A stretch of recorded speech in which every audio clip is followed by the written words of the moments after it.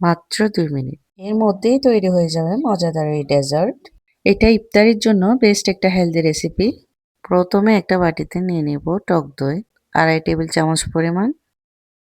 এরপর দিয়ে দিচ্ছি কনডেন্স মিল্ক ২ টেবিল চামচ পরিমাণ। এর বেশি দেওয়ার প্রয়োজন নেই। এখন দিয়ে দিচ্ছি ডানো ক্রিম।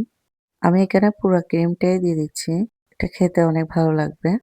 এখন আমি ৩টা উপকরণ একসাথে মিক্স করে নিব।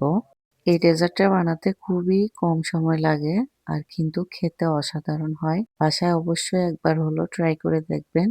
এখন এর মধ্যে দিয়ে দিব কিছু ফ্রুটস। ফ্রুটস গুলোকে আমি ছোট ছোট করে কেটে নিয়েছি। তো একে একে সবগুলো দিয়ে দিব। এই ডেজার্টটি যদি আপনাদের কাছে ভালো লেগে থাকে, উপকারী মনে হয়, অবশ্যই আমার পাশে থাকবেন। ডেজার্টটি কেমন লেগেছে কমেন্ট বক্সে জানিয়ে যাবেন। এখন আমি সব ফ্রুটস একসাথে মিক্স করে নিচ্ছি। মিক্স করা হয়ে গেলে ডেজার্ট রেডি। যাদের গ্যাসের সমস্যা হয় তারা এই ডেজার্টটি ইফতারিতে রাখতে পারেন, এতে করে খুবই উপকার পাবেন। আজ এ পর্যন্তই। ভিডিওটি দেখার জন্য অসংখ্য ধন্যবাদ। আল্লাহ হাফেজ।